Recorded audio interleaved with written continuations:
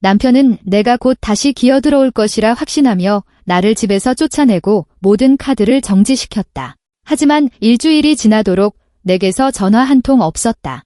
지인들을 통해 내 새 주소를 알아낸 그는 그곳으로 찾아왔고 거대한 전원주택을 보고는 그 자리에 얼어붙었다. 운명의 갈림길 채널에 오신 것을 환영합니다. 시작하기 전에 어디서 저희 채널을 시청하고 계신지 댓글로 남겨주세요. 저희에게는 큰 힘이 됩니다. 이 흥미진진한 이야기를 즐겁게 감상하시길 바랍니다. 이수진은 식료품이 든 무거운 장바구니 2개를 바닥에 내려놓고 현관문에 등을 기댄 채 숨을 골랐다. 엘리베이터 없는 5층까지 올라오는 것은 항상 힘들었지만 이렇게 짐까지 들고 있을 때는 더욱 그랬다. 그녀는 욱신거리는 발의 통증에 얼굴을 찌푸리며 구두를 벗어 던지고 장본 것을 정리하기 위해 장바구니 쪽으로 몸을 숙이려 했다. 하지만 바로 그때 방에서 김민혁이 나왔다. 그는 문가에 팔짱을 낀 채 서서 마치 그녀가 방금 끔찍한 범죄라도 저지른 것처럼 쏘아보고 있었다. 그의 손에는 은행의 알림이 켜진 휴대폰이 들려 있었다. 6만 원. 그가 차갑고 무미건조한 목소리로 말했다. 옷조가리 사는데 6만 원이나 썼다고. 수진은 천천히 허리를 폈다. 퇴근 후에 익숙한 피로감에 짜증이 섞이기 시작했다. 또 시작이다. 돈 한 푼 쓸 때마다 벌어지는 이 지긋지긋한 신문. 민혁 씨, 이건 그냥 옷조가리가 아니에요.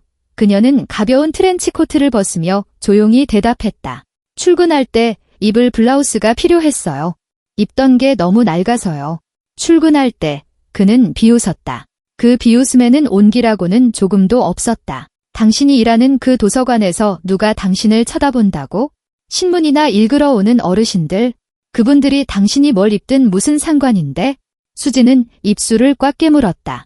이 말이 얼마나 상처가 되는지 보여주고 싶지 않았다.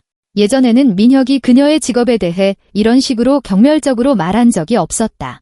예전에 그는 다정하고 배려심 깊은 사람이었다. 하지만 그건 3개월 전, 그가 영업팀장으로 승진하기 전의 일이었다. 그래도 단정하게 보여야 하잖아요. 그녀는 장바구니 쪽으로 몸을 숙이며 말했다. 민혁 씨, 지금 이 얘기는 그만해요. 나 피곤해요. 저녁 준비해야 돼요. 피곤해. 그가 한 걸음 다가서자 목소리가 커졌다. 그럼 나는 안 피곤한 줄 알아?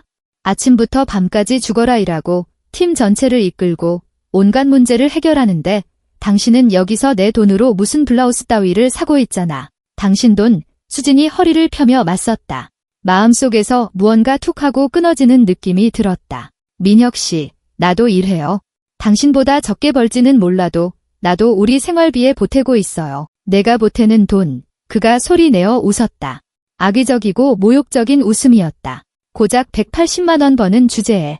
그건 이 아파트 관리비도 안 돼. 이 집 월세도 내가 내어 내가 먹는 거. 내가 입는 거 전부 다 내가 내는 거라고. 당신은 내 돈으로 사는 거야, 이수진. 그 사실을 좀 기억하는 게 좋을걸.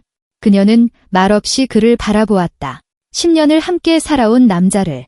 퇴근길에 그냥 예뻐서라며 꽃을 사오고 일요일 아침이면 아침 식사를 차려주던 그 민혁은 어디로 갔을까?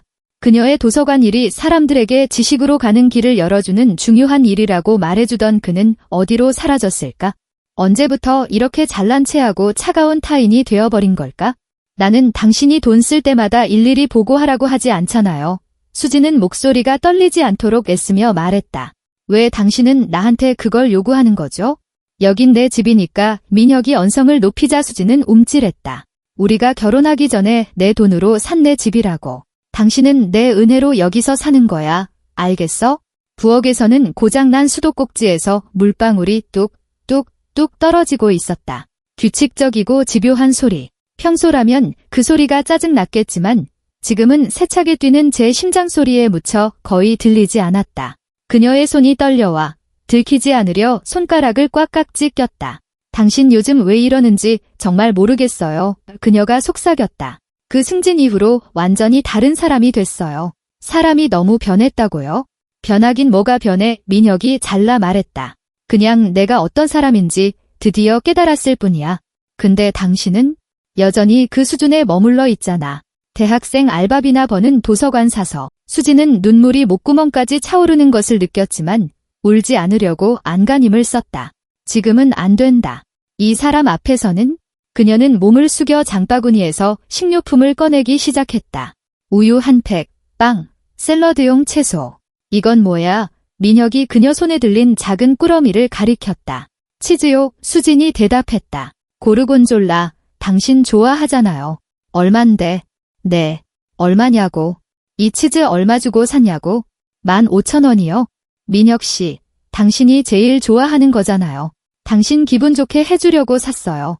그는 그녀의 손에서 치즈꾸러미를 확 낚아채더니 장바구니에 다시 던져버렸다. 수지는 놀라 뒤로 물러서며 가슴에 손을 얹었다. 곰팡이 덩어리 하나에 15,000원이라고. 그가 이를 악물고 말했다. 너 진짜 제정신이 아니구나? 돈이 나무에서 열리는 줄 알아? 나는 그냥 내가 뭘 원했는데? 내가 뭘 원할 자격이나 있어. 민혁이 바싹 다가서며 위압적으로 내려다보았다. 수지는 자기도 모르게 뒷걸음질 쳐 벽에 등이 닿았다. 너는 아무것도 아니야? 나 없으면 너는 아무것도 아니라고. 낡아빠진 블라우스나 입고 다니는 한심한 도서관 사서. 내가 아니었으면 넌 아직도 어디 반지하 단칸방에서 월급날만 손꼽아 기다리며 살았을걸. 민혁 씨, 그만해요. 어디서 나한테 명령이야. 그가 소리치자 목에 핏대가 서는 것이 보였다. 여긴 내 집이고 내 규칙이 있어? 마음에 안 들어? 그럼 당장 꺼져. 무겁고 날카로운 침묵이 흘렀다. 창밖으로 차 한 대가 지나가고 개 짖는 소리가 들렸다. 가스레인지 위에서는 주전자가 조용히 끓고 있었다. 수진이 집에 들어오자마자 물을 올려놓았던 것이다. 이제 물이 끓기 시작했다. 왜 말이 없어? 민혁이 비웃었다. 갈 데가 없나 보지? 그럼 그렇지. 그러니까 조용히 짜져 있어. 머리 위에 지붕이라도 있는 걸 감사하게 생각하라고. 그는 몸을 돌려 방으로 다시 걸어갔다. 그러다 문턱에서 멈춰 서서 돌아보았다. 그리고 그 블라우스, 내일 당장 가게에 가서 환불해. 돈 계산도 못하는 아내는 필요 없으니까. 수지는 벽에 기댄 채 뺨을 타고 눈물이 천천히 흐르는 것을 느꼈다. 자신이 울고 있다는 사실조차 바로 깨닫지 못했다. 그저 입술에서 짠맛이 느껴졌을 뿐이다. 가스레인지 위 주전자는 점점 더 요란하고 히스테릭하게 울부짖기 시작했다.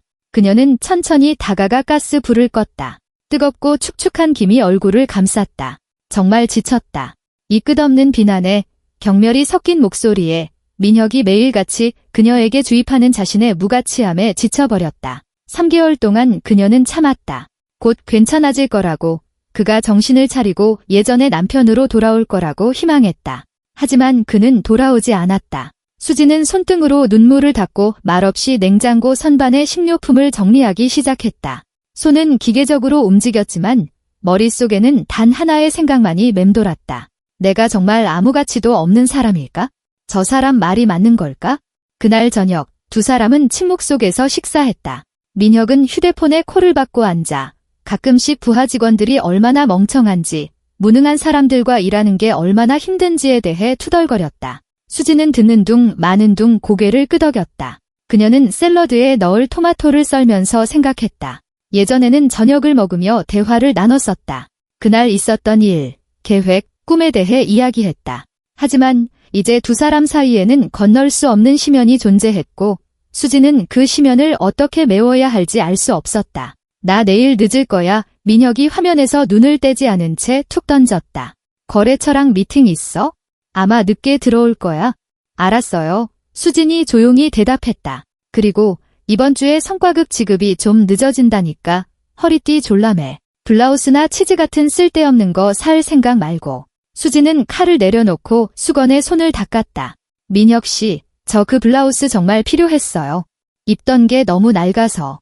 아, 진짜. 그가 의자 등받이에 몸을 기대며 그녀를 쳐다봤다. 마치 세상에서 가장 어리석은 소리를 들었다는 듯한 표정이었다. 그럼 빨아서 잘 다려 입든가. 아니면 남대문 시장에 가서 10,000원짜리 하나 사 입어. 비싼 게 왜 필요한데? 그 도서관에서 누가 당신한테 관심이나 있다고. 수진의 마음속에서 무언가 덜컥거리다 부서져 내렸다. 그것이 인내심이었을까? 아니면 남아있던 사랑의 잔재였을까? 어쩌면 지난 몇 달간 필사적으로 지키려 했던 자존심이었을지도 모른다. 나 그렇게 헌 옷이나 주워 입어야 하는 거지 아니에요. 그녀가 말했다. 억눌린 감정에 목소리가 떨렸다. 나도 일하고 돈 벌고 제대로 된 옷 한 벌 사 입을 권리가 있어요. 민혁은 천천히 휴대폰을 식탁 위에 내려놓았다. 그의 눈에 위험한 빛이 스쳤다. 권리. 그가 조용히 되물었다. 너무나도 조용하게. 내게 권리가 있다고? 내 의수지는 식탁에서 일어섰다. 속에서 뜨겁고 통제할 수 없는 무언가가 끓어오르는 것을 느꼈다. 매일 당신의 비난을 듣지 않을 권리가 있어요. 내 집에서 얹혀 사는 사람처럼 느끼지 않을 권리가 있다고요? 내 집에서. 민혁도 벌떡 일어나며 소리쳤다. 여긴 내 집이야. 여기가 마음에 안 들면, 그렇게 잘나고 독립적이면 당장 여기서 꺼져. 수지는 그 자리에 얼어붙었다. 또다시 싸움이 벌어지면 어떻게 끝날지 여러 번 상상해봤지만 이런 식일 줄은 몰랐다. 당신, 진심이에요. 그녀가 속삭였다. 당연하지. 민혁이 그녀에게 다가섰다. 얼굴에는 악의적인 미소가 걸려 있었다. 내 헌 옷조가리들이나 챙겨서 당장 꺼져. 내 돈 없이, 내 집 없이 어떻게 사나 한번 보자고. 일주일도 못 버티고 무릎 꿇고 빌면서 돌아오게 될걸. 민혁 씨, 지금 너무 늦었어요. 밤 10시라고요? 그래서, 알게 뭐야? 당장 나가. 여기서. 그는 진심이었다. 수지는 그의 얼굴에서, 굳게 담은 턱에서, 눈에 차가운 빛에서 그것을 읽을 수 있었다. 3개월 전이었다면 그가 이런 짓을 할 수 있는 사람이라고는 믿지 않았을 것이다. 하지만 지금 그녀 앞에 서 있는 사람은 낯선 타인이었고 그 타인은 늦은 밤에 그녀를 집에서 내쫓고 있었다. 수지는 솜을 밟는 듯한 걸음으로 침실에 들어가 옷장에서 낡은 스포츠 가방을 꺼냈다. 기계적으로 옷가지를 챙겨 넣기 시작했다. 청바지, 스웨터, 속옷. 손이 너무 떨려서 화장품 파우치의 지퍼를 제대로 잠글 수조차 없었다. 민혁은 문가에 서서 팔짱을 낀 채 그 모습을 지켜보고 있었다. 그리고 카드도 놓고 그가 툭 던졌다.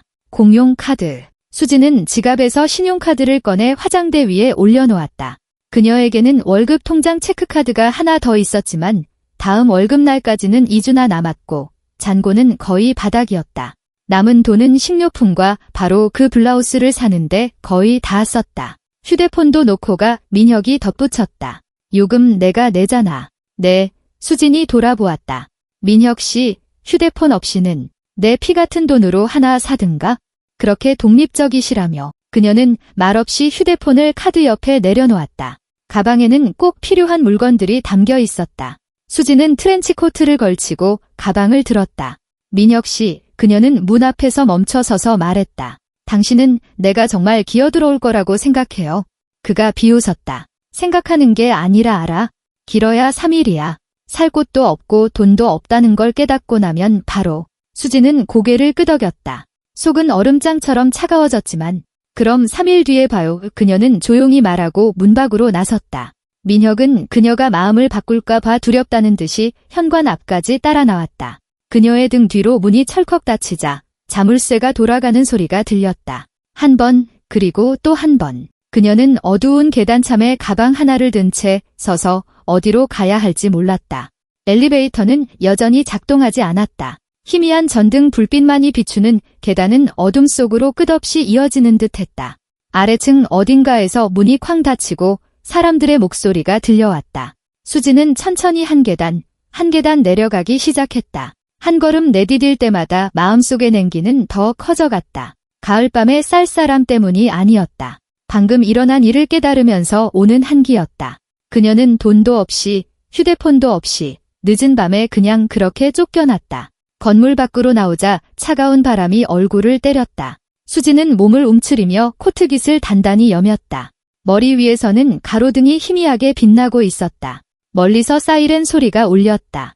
도시는 그녀의 문제와는 아무 상관없다는 듯이 무심하게 밤의 삶을 이어가고 있었다. 수지는 코트 주머니에서 구겨진 10,000원짜리 지폐 한 장을 꺼냈다. 그녀에게 남은 전부였다. 이걸로는 친구 지연의 집까지 택시를 탈 수 있을 것이다. 대학 시절부터 친구였던 지연은 도시 반대편에 살았다. 수지는 그녀가 집에 있기를, 그리고 적어도 오늘 밤만이라도 자신을 재워주기를 바랐다. 가까운 사거리에서 택시를 잡아 뒷좌석에 올라타 주소를 말했다. 희끗희끗한 콧수염을 기른 나이든 운전기사는 백미러로 그녀의 눈물 어린 얼굴을 힐끗 보았지만 아무것도 묻지 않았다. 오랜 세월 택시를 운전하며 별의별 일을 다 겪었을 것이다. 차가 밤거리를 헤치고 달리는 동안 수지는 창밖을 보며 생각에 잠겼다. 10년 전 책 박람회에서 민혁과 처음 만났던 날을 떠올렸다. 그는 당시 작은 회사에서 일하는 평범한 대리였고 겸손하고 사려 깊었으며 남의 말을 잘 들어주는 사람이었다. 그들은 저녁마다 함께 산책하며 세상 모든 것에 대해 이야기하고 미래를 계획했다. 1년 후 결혼했고 부유하지는 않았지만 화목하게 살았다. 수지는 도서관에서 일했고 민혁은 느리지만 착실하게 승진해 나갔다. 그러다 그 승진이 있었다. 영업팀장, 꽤 많은 연봉 인상, 새로운 정장, 비싼 시계, 유행하는 머리 스타일, 그리고 그와 함께 찾아온 어떤 오만함, 자신의 수준에 미치지 못하는 사람들에 대한 경멸. 그 경멸은 그의 아내에게도 향했다. 수지는 눈물을 닦았다. 우는 것은 아무 소용이 없다. 앞으로 뭘 해야 할지 생각해야 했다. 지연은 목욕 가운을 입고 머리에 수건을 두른 채 문을 열었다. 막 샤워를 마치고 나온 모양이었다. 가방을 들고 눈물범벅이 된 수진을 보자 그녀는 숨을 헉 들이쉬더니 곧장 친구를 아파트 안으로 끌어당겼다. 세상에, 수진아, 무슨 일이야? 그녀는 수진의 어깨를 감싸 안고 거실로 데려갔다. 너 온몸을 떨고 있잖아. 잠깐만, 내가 차 좀 끓여올게. 수진은 소파에 주저앉았다. 그제야 자신이 얼마나 지쳤는지 깨달았다. 단순히 몸이 아니라 영혼이 지쳐 있었다. 지연은 금방 차가운 생수 한 병과 담요를 들고 돌아와 수진을 감싸주고 옆에 앉았다. 얘기해봐. 그녀는 그저 담담하게 말했다. 그리고 수진은 지난 3개월 동안의 일, 끊임없는 비난, 오늘 있었던 싸움, 민혁이 돈도 휴대폰도 없이 자신을 문 밖으로 내쫓은 일까지 모두 털어놓았다. 말하면서 울었고 지연은 말없이 그녀의 등을 쓸어주며 고개를 저었다. 개자식 이수진의 이야기가 끝나자 그녀가 조용히 말했다. 미안, 수진아. 근데 내 남편 정말 쓰레기 같은 놈이다. 어떻게 너한테 그럴 수가 있어? 그 사람은 내가 자기 없으면 아무것도 아니라고 했어. 수진이 눈을 닦았다. 3일 안에 기어들어올 거라고. 그래서 어떻게 할 거야? 수진은 그녀를 바라보았다. 그녀의 눈에 단단한 무언가가 스쳤다. 안 돌아가. 3일 뒤에도, 3개월 뒤에도. 절대로. 지연은 그녀의 손을 꼭 잡았다. 잘 생각했어. 우리 집에서 필요한 만큼 지내. 비어있는 방 하나 있거든. 작업실로 쓰고 있긴 한데 접이식 소파베드 있으니까 어떻게든 되겠지? 수지는 고맙다는 듯 고개를 끄덕였다. 그들은 부엌에서 오랫동안 앉아 지나고 달콤한 차를 마셨다. 지연은 친구의 기분을 풀어주려고 미용실에서 있었던 웃긴 이야기들을 늘어놓았지만 수지는 건성으로 들었다. 머릿속에는 불안한 생각들이 소용돌이쳤다. 어디서 일자리를 구하지? 이 적은 월급으로 어떻게 살아가지? 어쩌면 민혁의 말이 맞을지도 모른다. 그녀는 정말 아무것도 아닌 존재일지도 모른다고. 그날 밤 수지는 접이식 소파베드에 누워 어둠 속에서 오랫동안 뒤척였다. 창밖에는 비가 내렸고 어딘가 처마에서 물방울 떨어지는 소리가 들렸다. 지연의 작업실은 작고 아늑했다. 사방에 가발을 쓴 마네킹들이 서 있었고 선반에는 염색약 병과 전문가용 가위들이 놓여 있었다. 헤어스프레이와 화학약품 냄새가 났지만 수지는 상관없었다. 머리 위에 지붕이 있다는 것만으로도 충분했다. 그녀는 민혁을 생각했다. 그는 지금 뭘 하고 있을까? 자신을 제대로 훈계했다고 확신하며 편안히 잠들어 있을까? 아니면 조금이라도 후회하고 있을까? 이윽고 생각은 과거로 흘러갔다. 수지는 할머니 강순자 여사를 떠올렸다. 희끗희끗한 머리를 단정하게 쪽진 키가 크고 기품이 있는 분이셨다. 할머니는 5년 전 수진이 30살 때 돌아가셨다. 두 사람은 무척 가까웠다. 수지는 여름이면 도시 외곽의 작은 할머니 댁에서 지내며 할머니의 이야기와 지혜로운 조언을 듣곤 했다. 강순자 여사는 고된 삶을 사셨다. 남편인 수진의 할아버지는 할머니가 40살 때 일찍 돌아가셨다. 그녀는 기술도 돈도 없이 두 아이와 함께 홀로 남겨졌다. 하지만 무너지지 않았다. 공장에 나가 3교대로 일하며 아이들을 키우고 교육시켰다. 나중에는 수진의 부모님이 바쁠 때 손녀까지 돌봐주셨다. 얘야, 명심하거라. 수진이 아직 10대였을 때 할머니가 말씀하셨다. 그들은 툇마루에 앉아 잼을 만들 베리를 다듬고 있었다. 여자는 언제나 자기만의 것을 가져야 한단다. 자기 일, 자기 돈, 자기만의 공간. 그래야 누구에게도 의존하지 않지. 남자는 있다가도 없고 없다가도 있지만 너 자신은 영원한 거란다. 그때 수지는 별 생각 없이 고개를 끄덕였다.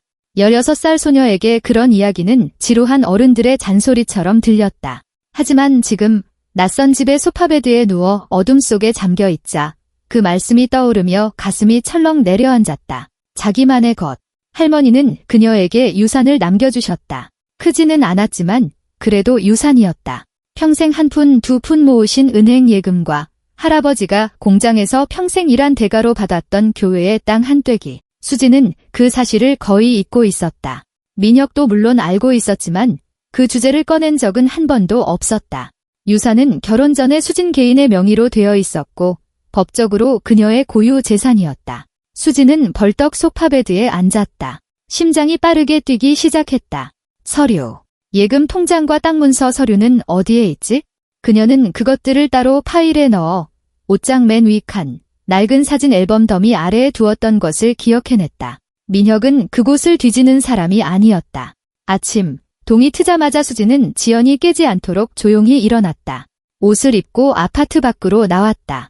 거리는 신선했고 비와 젖은 나뭇잎 냄새가 났다. 수지는 일찍 문을 여는 근처 편의점으로 갔다. 남은 돈을 거의 다 써서 선불 유심칩과 저렴한 공기계를 샀지만 휴대폰은 꼭 필요했다.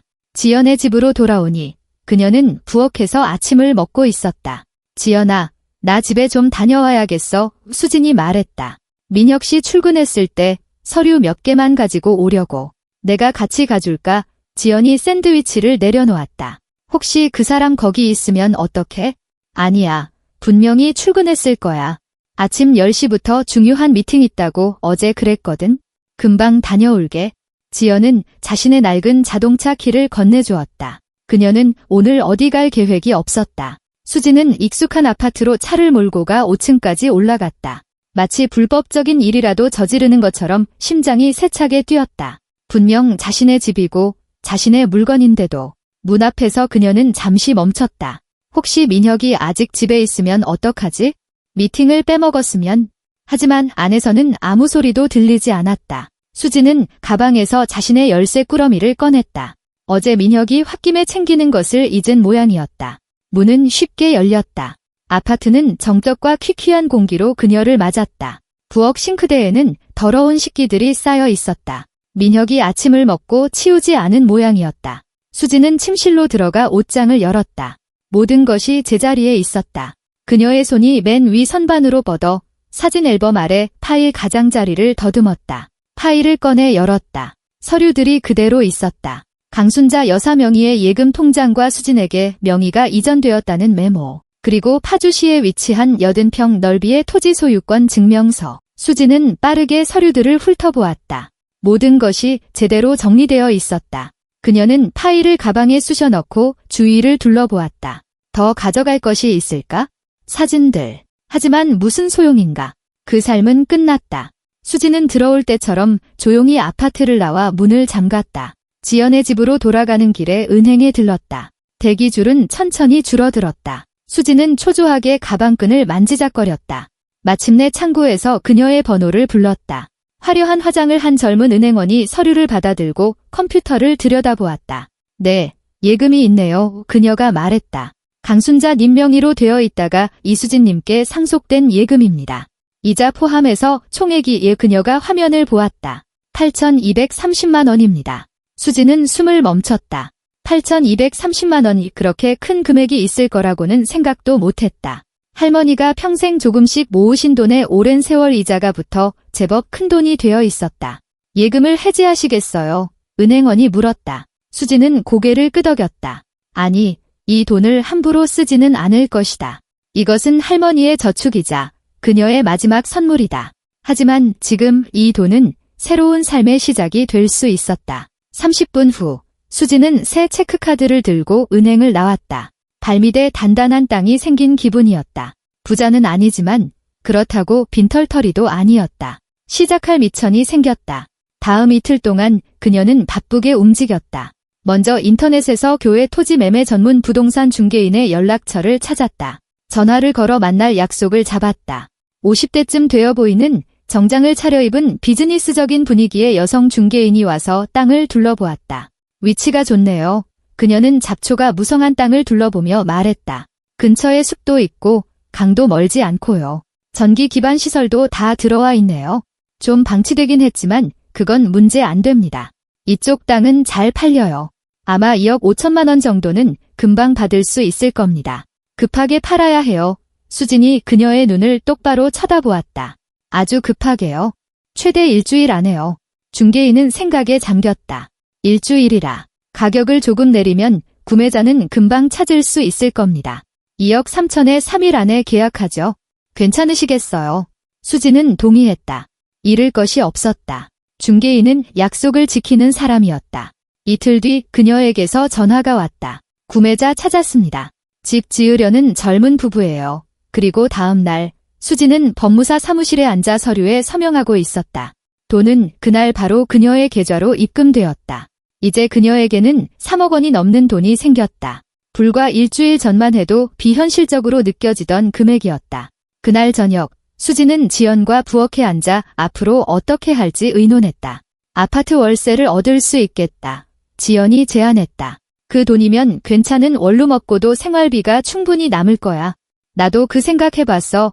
수진이 천천히 차를 저었다. 근데 월세는 그냥 돈을 허공에 날리는 거잖아. 남 좋은 일만 시키는 거고 내게 남는 건 아무것도 없고. 그럼 어쩔 생각인데? 내 집을 사게.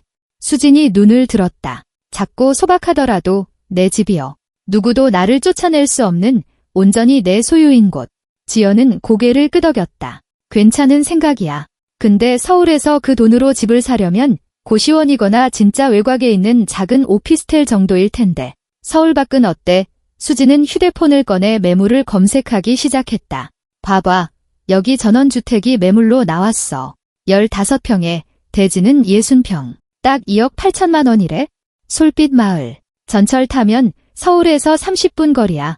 지연이 다가와 사진을 들여다보았다. 사이딩으로 마감된 다락방이 있는 아담한 단층집, 깔끔한 울타리, 사과나무가 있는 작은 정원, 조각된 난간이 있는 툇마루.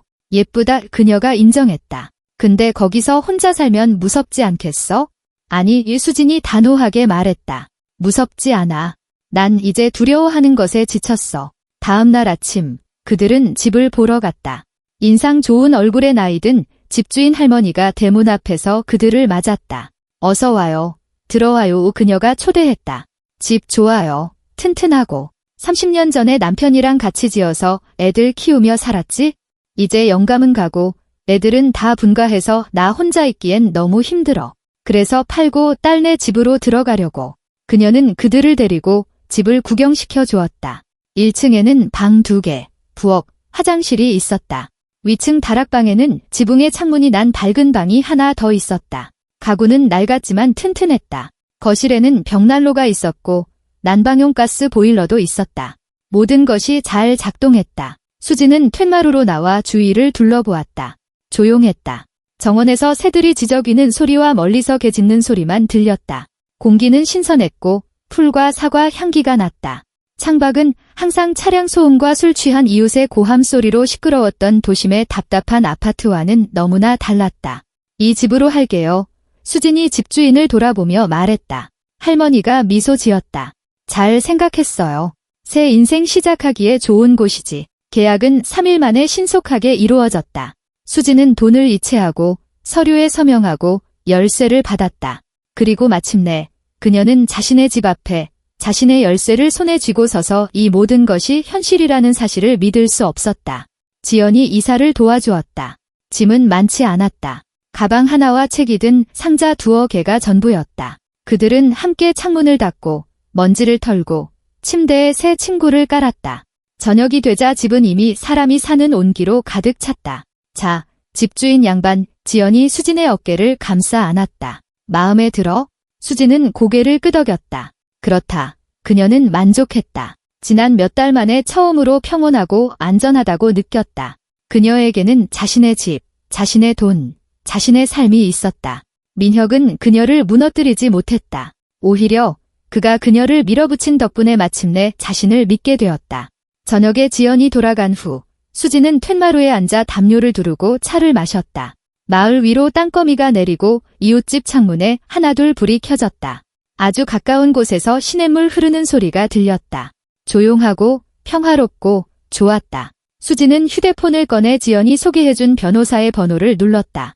신호음이 3번 울린 후 전화가 연결되었다. 여보세요. 최진우 변호사님. 안녕하세요. 저는 이수진이라고 합니다. 이혼 관련해서 상담을 좀 받고 싶어서요. 변호사의 목소리는 차분하고 전문적이었다. 그는 그녀의 이야기를 듣고 몇 가지 질문을 했다. 그렇다. 내일 만날 시간이 있다고 했다. 그렇다. 그가 이 사건을 맡겠다고 했다. 아니, 복잡하지 않을 것이라고 했다. 법에 따라 재산이 분할될 것이다. 아파트는 남편 소유이고 이 집은 그녀의 소유다. 이해 제기는 없을 것이다. 소장을 준비해서 법원에 제출하겠습니다. 최 변호사가 말했다. 지금 상황이라면 이혼은 신속하게 진행될 겁니다. 2-3달 후면 자유로워지실 수 있습니다. 전화를 끊은 후 수진은 벤치 등받이에 기대어 눈을 감았다. 자유. 곧 그녀는 민혁에게서 그의 비난과 굴욕에서 자유로워질 것이다. 자신의 집에서 자신의 방식대로 새로운 삶을 시작할 것이다. 그녀는 할머니를 떠올렸다. 크고 노동으로 거칠어졌지만 언제나 따뜻했던 할머니의 손을 기억했다. 할머니가 그녀에게 빵 굽는 법을 가르쳐주고 자신의 삶과 극복해야 했던 어려움에 대해 이야기해주던 것을 떠올렸다. 여자는 강해야 한단다. 할머니는 말씀하셨다. 악하거나 무정해서가 아니라 무슨 일이 닥쳐도 버텨낼 수 있을 만큼 강해야 해. 고맙습니다. 할머니 유수진은 허공에 대고 조용히 속삭였다. 모든 것에 감사해요. 가르침과 지지에. 돌아가신 후에도 저를 구해주셨네요. 바람이 연기 냄새를 실어왔다. 이웃 중 누군가가 벽난로를 피우는 모양이었다. 수진은 일어나 집 안으로 들어가 문에 빗장을 걸었다. 그녀의 집, 그녀의 삶 이제 누구도 그녀에게 아무 가치도 없다고 말할 수 없을 것이다. 그 시간, 민혁은 승진 직후 구입한 가죽 의자에 앉아 휴대폰을 들여다보고 있었다. 텅 빈 아파트의 어둠 속에서 화면만 밝게 빛났다. 시계는 이미 밤 11시를 가리키고 있었다. 수진을 내쫓은 지 첫날이 지났다. 그는 기다렸다. 전화, 메시지, 문 두드리는 소리를. 그녀가 소심하게 조용히 문을 두드리는 모습을 상상했다. 문지방에 고개를 숙인 채 서서 용서를 비는 모습을. 민혁 씨, 미안해요. 내가 잘못했어요. 돌아와도 될까요? 다시는 안 그럴게요. 하지만 휴대폰은 조용했다. 민혁은 비웃으며 의자에 등을 기댔다. 아직 일러.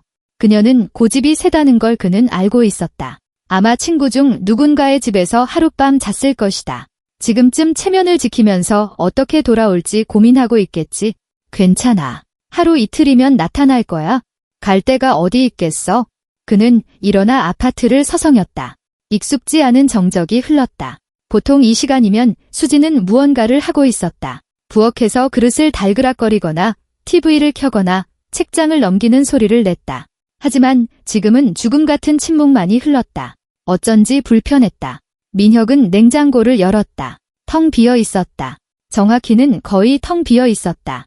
용기에 담긴 어제 저녁 식사 찌꺼기와 마시다만 생수 한 병이 전부였다. 그는 얼굴을 찌푸렸다. 내일 퇴근길에 마트에 들르거나 식당에서 저녁을 먹어야겠다. 어차피 수지는 곧 돌아올 테고 다시 요리를 시작할 것이다. 이튿날 민혁은 알람 소리에 잠에서 깨어 짜증스럽게 옷장에 깨끗한 셔츠가 없다는 것을 발견했다. 더러운 옷들은 모두 빨래 바구니에 쌓여 있었다. 보통 수진이 주말에 세탁하고 다림질해서 옷장에 깔끔하게 걸어두곤 했다. 어쩔 수 없이 어제 입었던 셔츠를 입었다. 직장에서 동료가 퀴퀴한 냄새를 맡고 얼굴을 찡그렸지만 아무 말도 하지 않았다. 민혁은 하루 종일 기분이 좋지 않았다. 부하 직원들에게 소리를 지르고 비서에게 무례하게 굴었다. 저녁에 집으로 돌아오는 길에 마트에 들러 즉석식품을 사왔다. 만두를 전자레인지에 데워 가스레인지 앞에 서서 냄비째로 먹었다. 맛이 없었다. 수진이 만든 음식이 훨씬 나았다. 휴대폰은 여전히 잠잠했다. 사흘째 되던 날 민혁은 정말로 초조해지기 시작했다. 그는 30분마다 휴대폰을 확인했다. 혹시 전화를 놓쳤을까? 그녀가 문자를 보냈는데 못 봤을까? 하지만 아무것도 없었다. 완전한 침묵. 저녁에는 참지 못하고 수진의 번호로 전화를 걸었다. 긴 신호음이 가다가 자동 응답기로 넘어갔다. 그는 메시지를 남기지 않고 전화를 끊었다. 1시간 뒤 다시 시도했다. 결과는 같았다. 휴대폰이 꺼져 있거나 수진이 그냥 받지 않는 것이었다. 민혁은 아파트를 서성이다 침실을 들여다보았다. 수진의 옷장은 거의 비어 있었다. 그녀는 꼭 필요한 것만 가져갔다. 욕실 선반에 있던 화장품도 사라졌다. 현관에 있던 그녀의 슬리퍼도 없어졌다. 그는 거실로 돌아와 의자에 털썩 주저앉았다. 불쾌한 감정이 가슴속 어딘가에서 피어오르기 시작했다. 불안감인지 아니면 두려움인지. 아니, 무슨 두려움. 그녀는 돌아올 것이다. 반드시 돌아올 것이다. 그냥 그를 혼내주고 성질을 보여주려는 것뿐이다. 그러라고 해 이 유치한 심수를 기다려줄 인내심은 충분히 있다. 나흘째는 특히 힘든 날이었다. 직장에서 심각한 실수가 터졌다. 매니저 중 한 명이 대형 고객을 놓쳤고 민혁은 상사에게 해명해야 했다. 그는 질책을 받았고 이런 실수는 그의 직위를 위태롭게 할 수 있다는 암시를 받았다. 민혁은 굳게 담은 턱으로 창백해진 채 사장실을 나왔다. 예전 같으면 이런 날 집에 돌아와 수진에게 모든 것을 털어놓았을 것이다. 그녀는 차를 끓여주고 공감해주고 위로해줬을 것이다. 하지만 지금 그는 텅 빈 아파트로 들어섰고 침묵이 뺨을 때리듯 그를 맞았다. 민혁은 휴대폰을 꺼내 다시 수진의 번호를 눌렀다. 자동 응답기. 그는 휴대폰을 소파에 던져버리고 욕을 내뱉었다. 도대체 어디 있는 거야? 왜 전화 한 통 없는 거냐고. 닷새째는 어머니의 전화로 시작되었다. 민혁아, 잘 지내니? 어머니의 활기찬 목소리는 민혁이 전날 밤 불안감을 술로 달래려다 얻은 숙취에 시달리는 아침에는 너무 크게 들렸다. 내가 전을 좀 붙였는데 수진이한테 만드는 법 좀 알려주려고. 걔 전화번호 좀 다오. 어디 적어뒀는데 잃어버렸네. 엄마, 걔 여행 갔어요. 민혁이 미간을 문질렀다. 친구랑 며칠. 아, 그래. 그럼 돌아오면 안부 전해주고 나한테 전화하라고 해. 전화를 끊고 나서 민혁은 자신이 어머니에게 거짓말을 했다는 것을 깨달았다. 왜 사실대로 말하지 않았을까? 수진을 쫓아냈고 그녀가 5일째 나타나지 않는다는 사실을. 부끄러웠기 때문이다. 어머니가 알면 난리를 칠 것이기 때문이다. 그리고 그 자신이 과연 옳은 일을 했는지 의심하기 시작했기 때문이다. 주말이 끝날 무렵 민혁은 거의 잠을 이루지 못했다. 아파트는 아수라장이 되었다. 싱크대에는 더러운 식기가 쌓여 있고 가구에는 먼지가 내려앉았으며 바닥은 더러웠다. 그는 좀비처럼 출근해서 기계적으로 업무를 처리했다. 동료들은 그의 등 뒤에서 곁눈질하며 수군거리기 시작했다. 1회째. 민혁은 기다리는 건 그만 행동해야 한다는 명확한 생각과 함께 잠에서 깼다. 그는 옷을 입고 더러운 컵들뿐이라 커피포트째로 커피를 마시고는 휴대폰을 집어들었다. 공동의 지인들에게 전화를 돌리기 시작했다. 여보세요. 혜진 씨. 저 민혁인데요. 혹시 수진이한테 연락 온 거 없었어요? 없어요. 알겠습니다. 아니요. 별일 아니에요. 그냥 궁금해서요. 형, 안녕하세요. 혹시 이번 주에 수진이 못 봤어요? 못 봤어요. 네, 심각한 건 아니고요. 그냥 연락이 끊겨서요. 아무도 아무것도 몰랐다. 혹은 모르는 척했다. 민혁은 마음속에서 불안의 태엽이 점점 더 팽팽하게 감기는 것을 느꼈다. 마침내 그는 수진의 가장 친한 친구인 지연을 떠올렸다. 그녀의 번호를 눌렀다. 지연은 신호음이 5번 울린 후에야 받았다. 목소리는 차갑고 경계심이 가득했다. 여보세요. 지연 씨, 안녕하세요.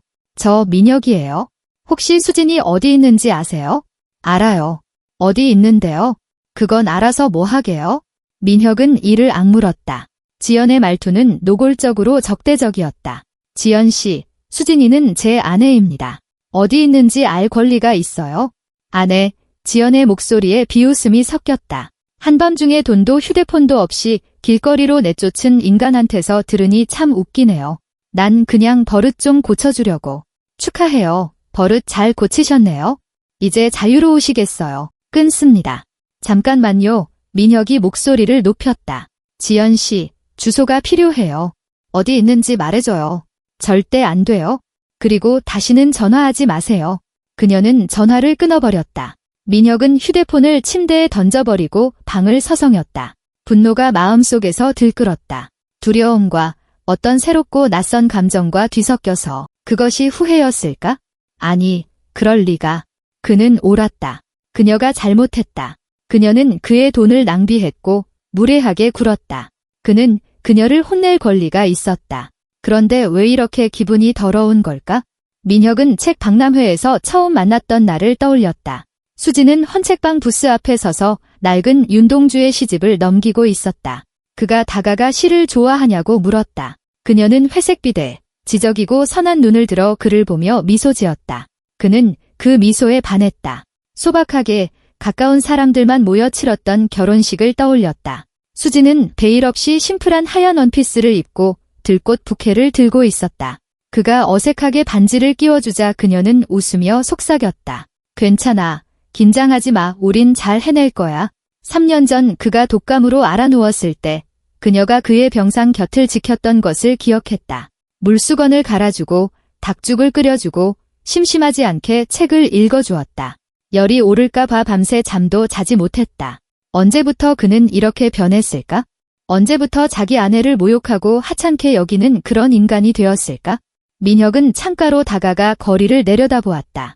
아래에는 커플들, 아이들을 데리고 나온 가족들이 거닐고 있었다. 평범한 토요일의 풍경. 하지만 그의 아파트는 텅 비고 차갑고 죽어 있었다. 자존심. 지금 가장 아픈 것은 바로 그것이었다. 사랑도 수진에 대한 그리움도 아니었다. 물론 그것들도 어딘가 깊은 곳에 존재할지 모른다. 하지만 무엇보다도 상처 입은 자존심이었다. 그는 상황을 통제하고 있다고, 수진이 자신에게 의존하고 자신을 필요로 하며 자신 없이는 하루도 살 수 없을 거라고 확신했다. 그런데 그녀는 그냥 사라져 버렸다. 일주일 동안 그의 삶에 없었는데도 그녀는 아무렇지도 않은 것 같았다. 견딜 수 없었다. 민혁은 다시 휴대폰으로 돌아가 연락처를 훑었다. 또 누가 알 수 있을까? 그녀의 도서관 동료들. 아니, 그는 그들과 친분이 없다. 먼 친척들. 수진에게는 남은 친척이 거의 없었다. 부모님은 오래전에 돌아가셨다. 잠깐. 은행. 그들에게는 공용 카드가 있다. 앱에 들어가서 최근 거래 내역을 볼 수 있다. 어쩌면 거기서 단서를 찾을 수 있을지도 모른다. 그는 은행 앱을 열어 공용 카드 거래 내역을 찾았지만 아무것도 없었다. 마지막 거래는 일주일 전 수진이 그 블라우스를 샀던 날짜였다. 그렇다면 그녀는 카드를 쓰지 않고 자기 돈으로 살고 있다는 뜻이다. 그런데 어디서 돈이 났을까? 민혁은 수진에게 월급 통장 체크카드가 있다는 것을 떠올렸다. 그는 그 카드에 대해 전혀 관심이 없었다. 그 돈은 하찮다고 생각했다. 하지만 어쩌면 그걸로 살고 있는 걸까? 한 달에 180만 원, 넉넉하진 않지만 외곽 어딘가에 방 하나 얻을 정도는 될 것이다.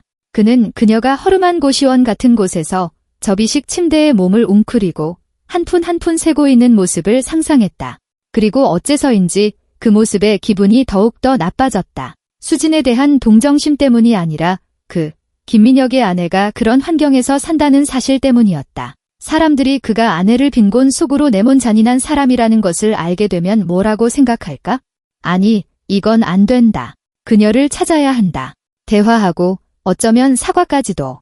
아니, 무슨 사과. 그는 잘못한 게 없다. 하지만 말투를 부드럽게 하고 돌아오라고 제안하고 다시는 돈 문제로 싸우지 않겠다고 약속할 수는 있다. 민혁은 은행에서 일하는 친구 태우를 떠올렸다. 어쩌면 그가 수진이 지금 어디 사는지 데이터베이스에 있는 주소를 알아내는데 도움을 줄 수 있을 것이다. 그는 태우에게 전화를 걸었다. 태우는 기분 좋은 듯 쾌활하게 받았다. 민혁아, 웬일이야? 태우야, 부탁할 게 좀 있는데. 민혁은 아파트에 아무도 없었지만 목소리를 낮췄다. 은행 데이터베이스에서 사람 주소 좀 알아봐 줄 수 있어? 누군데? 내 아내, 수진이. 무슨 일 있어? 지금 같이 안 살아서. 찾아서 얘기 좀 해야 돼. 도와줄 수 있냐? 태우는 잠시 침묵했다. 민혁아, 그거 불법이야. 너도 알잖아. 개인정보 유출로 잘리는 건 물론이고 고소당할 수도 있어. 태우야, 제발. 모르는 사람도 아니고 내 아내잖아. 그냥 주소만 알면 돼. 그냥 직접 전화해보지 그래? 전화를 안 받아 민혁은 참지 못하고 목소리를 높였다. 태우야, 친구로서 부탁하는 거야. 딱 한 번만. 다시는 이런 부탁 안 할게. 또 한 번의 침묵. 그리고 깊은 한숨 소리. 알았어. 근데 딱 한 번이고 아무도 모르게 해야 돼. 알았지? 당연하지. 고맙다. 태우야. 내가 밥 한 번 살게. 정보 줘봐. 민혁은 수진의 전체 이름, 생년월일, 주민등록번호를 불러주었다. 모든 것을 외우고 있었다. 태호는 내일, 월요일에 직장에서 확인해보고 다시 전화하겠다고 말했다. 남은 주말 동안 민혁은 고통스러운 기다림 속에서 보냈다. 안절부절 못하며 계속 휴대폰을 붙잡고 태호에게서 전화가 오지 않았는지 확인했다. 마침내 월요일 정오 무렵 전화벨이 울렸다. 민혁아, 나야. 찾아봤어. 내 아내 이름으로 등록된 새 주소가 있더라. 민혁의 심장이 세차게 뛰었다. 어딘데? 경기도 솔빛마을 가든길 17번지. 서울에서 한 50km 떨어진 교회야. 민혁은 주소를 받아 적고 태호에게 고마움을 표한 뒤 전화를 끊었다. 마을. 그녀가 무슨 마을로 이사를 갔다고. 왜? 그는 휴대폰 지도를 열어 주소를 입력했다. 정말로 교회였다. 그렇게 멀지는 않았다. 차로 1시간이면 갈 수 있는 거리였다. 민혁은 시계를 보았다. 12시 30분. 지금 출발하면 2시쯤에는 도착할 것이다. 만나서 대화하고 모든 것을 확실히 할 것이다. 어쩌면 그녀는 이미 돌아올 준비가 되어 있을지도 모른다. 그저 그가 먼저 손을 내밀기를 기다리고 있을 뿐. 그는 옷을 입고 차 키를 챙겨 아파트 밖으로 뛰쳐나갔다. 차를 몰고 가면서 무슨 말을 할지 연습했다. 수진아, 그만 어리광 부려. 집으로 돌아가자. 다 잊어버리자. 혹은 수진아, 내가 화난 거 이해해. 하지만 우린 어른이잖아. 대화로 풀 수 있어. 아니면 수진아, 너 없이 힘들어. 우리 관계를 다시 회복해보자. 그래, 마지막 트가 괜찮다. 완전한 사과는 아니지만 명령도 아니다. 타협안. 민혁은 차에 시동을 걸고 고속도로에 진입했다. 창밖으로 교회, 들판, 작은 숲들이 스쳐 지나갔다. 멀리 갈수록 그는 더 초조해졌다. 심장은 목구멍에서 쿵쾅거렸고 손바닥에는 땀이 찼다. 그는 계속해서 손을 청바지에 닦았다. 그녀가 그를 받아주지 않으면 어쩌지? 그를 쫓아내면? 아니, 그럴 리가. 그들은 10년을 함께 살았다. 이건 사소한 일이 아니다. 10년은 역사이고 유대감이다. 그녀가 그냥 그렇게 그의 삶에서 그를 지워버릴 수는 없다. 내비게이션이 목적지에 가까워졌다고 알렸다. 민혁은 마을로 이어지는 좁은 길로 접어들었다. 양옆으로는 작은 정원과 울타리가 있는 깔끔한 단독주택들이 늘어서 있었다. 조용하고 평화롭고 전원적인 풍경. 가든길. 민혁은 대문에 붙은 번지수를 확인하며 속도를 줄였다. 13번지, 15번지, 17번지. 그는 차를 세우고 내려서 그 자리에 얼어붙었다. 그의 앞에는 다락방이 있는 아름다운 전원주택이 서 있었다. 허름한 고시원도, 비좁은 월세방도 아닌 진짜 집이었다. 잘 가꾸어진 마당, 새로 칠한 울타리, 정원의 사과나무들, 툇마루에는 화분들이 놓여 있었다. 민혁은 눈을 믿을 수 없다는 듯 천천히 대문으로 다가갔다. 어떻게? 수진에게 어떻게 이런 집이? 그녀가 복권에라도 당첨됐나? 아니면 부자 애인이라도 찾았나? 그 생각은 끓는 물처럼 그를 데웠다. 민혁은 주먹을 꽉 쥐었다. 등줄기를 따라 분노의 냉기가 흘렀다. 그래, 이거였군. 그래서 그렇게 쉽게 그를 떠났던 거였어. 예비 방안이 있었던 거야? 집, 돈, 멋진 삶을 약속한 어떤 부자놈. 그가 이미 대문으로 손을 뻗어 그것을 확 열어젖히고 마당으로 뛰어들어가 난리를 칠 준비를 하고 있을 때 대문이 저절로 열렸다. 문턱에는 수진이 서 있었다. 그녀는 완전히 다른 사람이었다. 그가 일주일 전에 내쫓았던 겁에 질리고 지친 여자가 아니었다. 머리는 단정하게 손질되어 있었고 가벼운 화장을 했으며 새 청바지와 스웨터를 입고 있었다. 하지만 가장 중요한 것은 눈빛이었다. 차분하고 차갑고 자신감이 넘쳤다. 그녀 옆에는 서류 가방을 든 50대쯤 되어 보이는 정장 차림의 남자가 서 있었다. 민혁은 무언가 말하려고 입을 열었지만 수진이 먼저 말을 꺼냈다. 왔군요. 민혁 씨, 그녀의 목소리는 감정 없이 평온했다. 당신이 날 찾을 줄 알았어요. 그래서 제 변호사님을 모셨어요. 인사해요. 최진우 변호사님이세요. 민혁은 대문 앞에 서서 수진과 정장 입은 남자를 번갈아 보았다. 변호사가 왜 필요하지? 수진아, 이게 무슨 그는 말을 시작했지만 최 변호사가 서류 가방을 열고 거기서 서류 파일을 꺼내는 것을 보고 말을 멈췄다. 김민혁 씨 맞으시죠? 변호사가 사무적으로 확인했다. 네, 전데요. 민혁은 여전히 충격에서 헤어나오지 못했다. 수진아, 이게 무슨 일이야? 이 집은 뭐야? 돈은 어디서 났어? 당신이 상관할 일 아니에요. 수진이 차분하게 대답했다. 그녀의 목소리에는 그가 10년 동안 익숙했던 부드러움이 한 방울도 없었다. 하지만 이왕 왔으니 최 변호사님께서 서류를 직접 전달해 주실 거예요. 퀵으로 보내는 것보다 낫겠죠? 변호사는 민혁에게 파일을 내밀었다. 그는 기계적으로 그것을 받아 열었다. 이혼 소송장. 그의 눈이 글자들을 빠르게 훑었다. 혼인관계 해소를 청구합니다. 재산 분할. 정신적 피해에 대한 위자료. 너 위혼 소송을 건 거야? 민혁이 고개를 들어 수진을 뚫어지게 쳐다보았다. 진심으로? 네, 진심이에요. 그녀는 팔짱을 꼈다. 최 변호사님, 진행 절차에 대해 설명 좀 해주시겠어요? 변호사는 고개를 끄덕이며 다른 서류를 꺼냈다. 김민혁 씨, 민법 제830조에 따라 혼인 전부터 가진 고유재산과 혼인 중 자기의 명의로 취득한 재산은 그 특유재산으로 합니다. 이 주택은 그가 수진 등 뒤의 주택을 가리켰다. 귀하의 배우자께서 할머니로부터 상속받은 토지를 매각한 대금과 혼인 전에 본인 명의로 된 예금을 기반으로 취득한 것입니다. 따라서 이 재산에 대해 귀하께서는 어떠한 권리도 주장하실 수 없습니다. 민혁은 들으면서 세상이 흔들리는 것 같았다. 토지, 예금. 그는 수진에게 할머니로부터 받은 유산이 있다는 것은 알았지만 한 번도 중요하게 생각하지 않았다.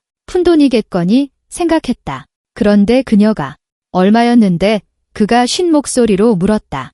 돈이 얼마나 있었던 거야? 이 집을 사고도 몇 년은 일 안 하고 살 수 있을 만큼요. 수진이 턱을 살짝 치켜들었다. 하지만 전 계속 일할 거예요. 제 도서관 일이 좋거든요. 기억해요. 당신이 거기서는 아무도 나를 쳐다보지 않는다고 말했던 바로 그 일이요. 민혁은 뺨이 수치심과 분노로 동시에 달아오르는 것을 느꼈다. 그는 집과 잘 가꾸어진 정원과 새로 칠한 울타리를 둘러보았다. 이 모든 것이 그녀의 것이다. 그녀는 그 없이 일주일 만에 그와 함께 살던 때보다 더 나은 삶을 스스로 꾸렸다. 수진아, 내 말 좀 들어봐. 그가 대문으로 한 걸음 다가갔지만 변호사가 슬쩍 그와 수진 사이를 막아서는 위치에 섰다. 우리 얘기 좀 하자. 제대로. 변호사 없이, 서류 없이 우리 10년이나 같이 살았잖아. 네, 살았죠. 수진이 고개를 끄덕였다. 그중 9년은 좋았어요. 하지만 마지막 1년, 특히 최근 3개월은 지옥으로 변했죠. 당신이 변했어요. 민혁 씨 아니, 어쩌면 그냥 당신의 본 모습을 보여준 건지도 모르죠. 아니야, 수진아, 난 그냥 직장에서 스트레스가 많아서 압박이 심했어. 직장에서의 압박이 사람을 모욕할 권리를 주지는 않아요. 그녀가 말을 끊었다. 목소리가 더 단단해졌다. 당신은 나한테 내가 아무 가치도 없고 당신 없으면 아무것도 아니라고 했어요. 당신 돈으로 살면서 한 푼 한 푼에 감사해야 한다고 했죠. 당신은 밤중에 날 집에서 내쫓고 카드를 정지시키고 휴대폰을 빼앗으면서 내가 기어들어올 거라고 확신했죠. 맞죠? 민혁은 침묵했다. 말이 목구멍 어딘가에 걸려 나오지 않았다. 그런데 말이죠. 수진이 말을 이었다. 나는 돌아가지 않았어요. 그리고 돌아가지 않을 거예요. 이번 주에 아주 중요한 걸 깨달았거든요. 할머니는 평생 제게 말씀하셨어요. 여자는 자기만의 것을 가져야 하고 누구에게도 의존해서는 안 된다고. 저는 듣지 않았죠. 사랑과 결혼은 영원한 것이고 기댈 수 있는 버팀목이라고 생각했어요. 하지만 당신은 그 버팀목이 얼마나 빨리 감옥으로 변할 수 있는지 보여줬어요. 난 그러려고 한 게 민혁이 말을 시작했다. 하지만 그녀는 손을 들어 그를 멈춰 세웠다. 당신이 뭘 원했는지는 중요하지 않아요. 중요한 건 당신이 뭘 했느냐죠. 그리고 저는 제 결론을 내렸어요. 최 변호사가 헛기침을 하며 주의를 끌었다. 김민혁 씨, 소장에는 위자료 청구도 명시되어 있습니다. 사건의 정황, 즉 생계 수단 없이 집에서 축출당한 점, 정신적 압박 등을 고려할 때 제 의뢰인은 정신적 피해에 대한 배상을 요구할 모든 근거를 가지고 있습니다. 하지만 그는 잠시 멈췄다. 이수진 씨께서는 귀하께서 이혼의 이의를 제기하지 않고 모든 서류에 자발적으로 서명하는 조건으로 이 청구를 포기할 의사가 있으십니다.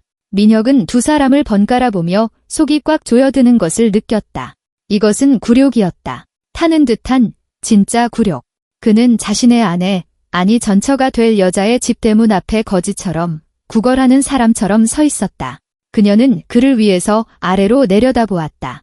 차갑고 무심하게, 마치 그가 완전히 낯선 사람인 것처럼. 다른 사람 생겼어. 그에게서 말이 튀어나왔다. 돈 많은 놈, 맞지? 너한테 이 집 사준 놈. 수진이 비웃었다. 그 비웃음에는 너무나 많은 경멸이 담겨 있어 민혁은 몸을 움츠렸다. 아니요. 민혁 씨, 난 다른 사람 찾지 않았어요. 나 자신을 찾았죠. 그것만으로도 충분하더라고요. 내가 혼자서. 말도 안 돼. 그는 집 쪽으로 손을 휘저었다. 일주일 만에. 이건 불가능해. 가능해요. 목표가 있고 누군가에게 자신의 가치를 증명하느라 힘을 낭비하지 않으면요. 수진이 대문으로 다가와 그의 눈을 똑바로 쳐다보았다. 내가 뭘 깨달았는지 알아요? 당신은 지난 몇 달간 나를 사랑하지 않았어요. 어쩌면 지금도 사랑하지 않을지도 모르죠. 당신은 나에 대한 권력을 사랑했어요. 내가 당신에게 의존하고 당신 없이는 망할 거라는 그 느낌을 사랑했죠. 작고 초라한 아내를 배경으로 자신이 대단한 사람이 된 기분을 즐겼던 거예요. 아니야, 민혁이 앞으로 나섰지만 변호사가 다시 길을 막았다. 김민혁 씨, 거리를 유지해 주시죠. 그의 목소리는 정중했지만 단호했다. 맞아요. 수지는 시선을 피하지 않았다. 그리고 내가 떠났을 때 당신을 화나게 한 건 사랑하는 여자를 잃었다는 사실이 아니었어요. 당신을 화나게 한 건 통제력을 잃었다는 것. 누군가 감히 당신의 뜻에 따르지 않았다는 사실이었죠. 그래서 당신은 화해하러, 사과하러 온 게 아니라 내가 당신 없이 얼마나 비참하게 사는지 확인하러 여기까지 달려온 거예요. 내가 빈곤 속에서 허덕이는 걸 보고 싶었겠죠. 맞죠? 당신이 옳았다는 걸 확인하고 싶어서. 민혁은 침묵했다. 그녀의 말이 마지막 한마디까지 전부 옳았기 때문이다. 하지만 당신은 틀렸어요. 수진이 조용히 말을 이었다. 나는 당신 없이 괜찮아요. 아주 잘 지내요. 오랜만에 처음으로요. 아침에 눈을 뜨면 내가 뭔가 잘못할까 봐 두려워하지 않아요. 돈 한 푼 쓴 것 때문에 비난받을까 봐 두려워하지 않아요. 짐처럼 느껴지지도 않고요. 나는 내 집에서, 내 돈으로, 내 규칙대로 살아요. 그리고 이건 정말 멋진 일이에요. 그녀가 말을 멈추자 침묵이 흘렀다. 정원 어딘가에서 새가 지저귀고 바람이 나뭇잎을 스치는 소리가 들렸다. 민혁은 고개를 숙인 채 서 있었다. 그리고 몇 달, 어쩌면 몇 년 만에 처음으로 자신이 작고 하찮게 느껴졌다. 영업팀장도, 가장도, 상황의 주인도 아닌 그저 소중한 것을 잃고 이제야 그것을 깨달은 작고 초라한 한 인간일 뿐이었다. 나 변할 수 있어. 그가 겨우 쥐어짰다. 수진아, 기회를 줘. 내가 잘못했다는 거 깨달았어. 내가 보고 싶어. 당신이 그리운 건 한여겠죠. 그녀는 악의 없이 그저 사실을 말하듯 대답했다. 요리하고 빨래하고 청소하면서도 모욕당할 때 반박하지 않았던 그 여자. 하지만 그 여자는 이제 없어요. 민혁 씨, 당신이 그녀를 문 밖으로 내쫓았던 일주일 전에 죽었어요. 지금 당신 앞에 서 있는 사람은 완전히 다른 사람이에요. 최 변호사가 다시 말을 시작하며 침묵을 깼다. 김민혁 씨, 소장은 곧 법원에 제출될 것입니다. 주민등록상 주소지로 소환장이 발송될 겁니다. 절차를 지연시키거나 장애물을 만들지 않으시길 권고합니다. 귀하께서 거주하시는 아파트는 혼인 전에 취득하셨으므로 귀하의 소유로 남게 됩니다. 이수진 씨는 그 아파트에 대한 권리를 주장하지 않습니다. 그녀 쪽에서는 어떠한 재산상 요구도 없습니다. 물론 귀하께서 방해하지 않으신다면 이혼은 깔끔하고 신속하게 처리될 것입니다. 민혁은 기계적으로 고개를 끄덕였다. 머릿속이 텅 비었다. 그는 수진을 다시 데려올 생각으로 이곳에 왔다. 어쩌면 도망친 것에 대해 가볍게 꾸짖고 너그럽게 용서해줄 생각이었을지도 모른다. 하지만 결과는 정반대였다.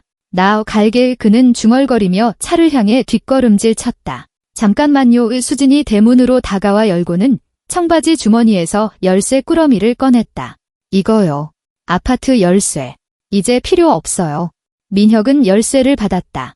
금속은 그녀의 체온으로 따뜻했다. 그는 마지막으로 수진을 보았다.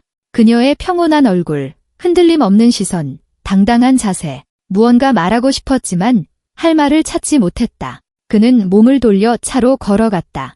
운전석에 앉아 시동을 걸었다. 백미러로 수진과 변호사가 대문 앞에 서서 그를 지켜보는 모습이 보였다. 이윽고 수진은 몸을 돌려 집으로 걸어갔다. 뒤도 돌아보지 않고 그냥 걸어갔다. 민혁은 차를 몰고 길을 나섰다. 마을이 코너 뒤로 사라지고 나서야 그는 갓길에 차를 세웠다. 두 손으로 핸들을 꽉 쥐고 이마를 플라스틱에 기댔다. 숨이 거칠고 가빴다. 내가 무슨 짓을 한 거지? 어떻게 이 지경까지 오게 만들었을까? 수지는 좋은 아내였다. 착하고 인내심 있고 사랑이 많은. 그런데 그는 그것을 짓밟았다. 무엇 때문에? 자만심 때문에. 승진하고 나서 자신이 세상에서 제일 잘난 줄 알았던 그 오만함 때문에. 그는 그녀에게 자신 없이는 아무것도 아니라고 말했던 것을 떠올렸다. 그런데 이제 그녀는 그 반대를 증명했다.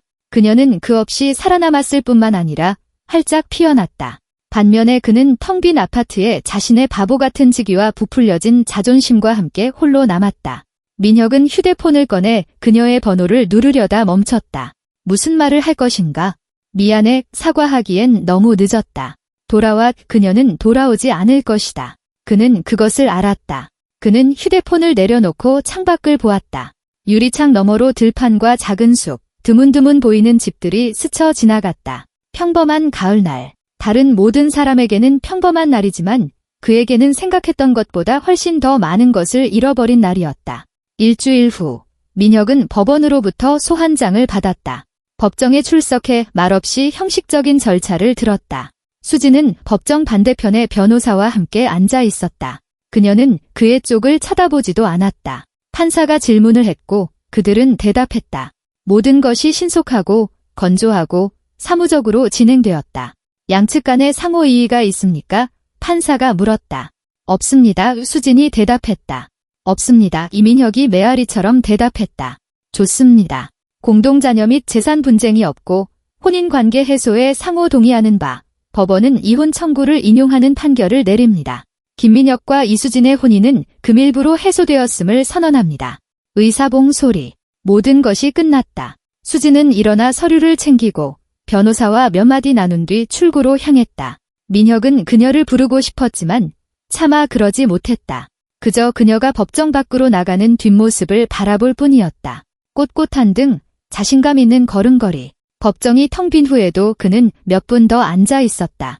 그러고는 일어나 밖으로 나와 차로 걸어갔다. 지금 텅 빈 아파트로 돌아갈 것이라고 생각했다. 다시 전자레인지에 즉석식품을 데워 먹고 더러운 침대에서 자고 예전에 수진의 책들이 놓여있던 텅 빈 선반을 마주하게 될 것이다. 하지만 그녀는 자신의 집으로 돌아가 벽난로에 불을 피우고 차를 끓이고 책을 들고 툇마루에 앉거나 친구를 초대할 것이다. 아니면 그냥 조용히 앉아 마침내 자유로워졌다는 사실을 기뻐할 것이다.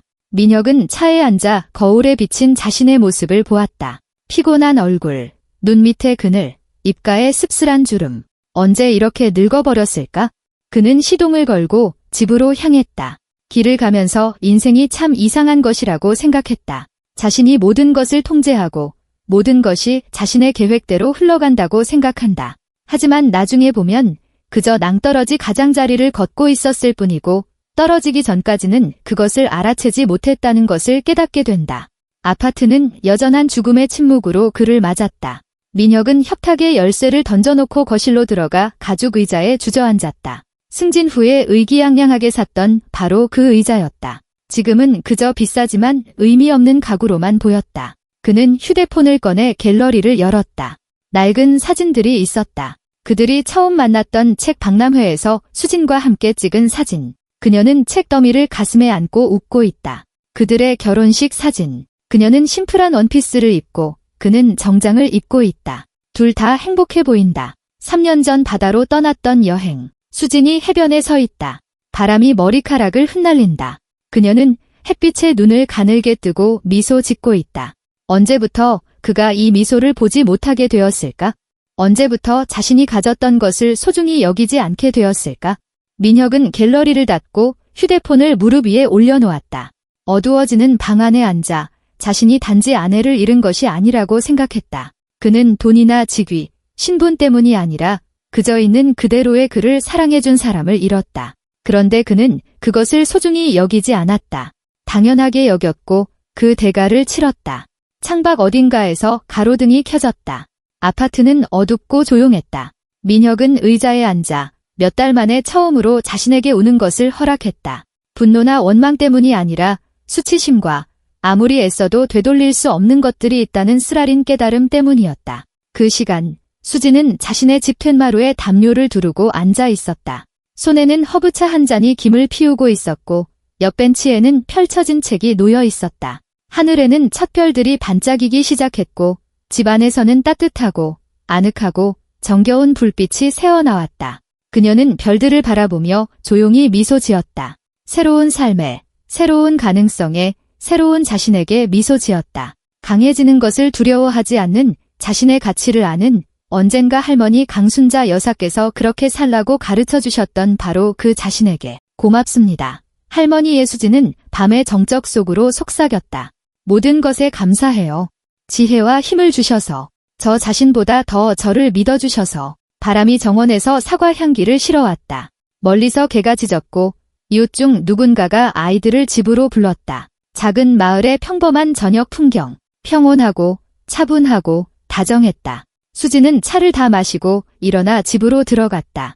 문을 닫고 자물쇠를 돌렸다. 그녀의 집, 그녀의 삶, 그녀의 규칙. 그리고 그것은 더할 나위 없이 좋았다. 이야기를 들어주셔서 감사합니다.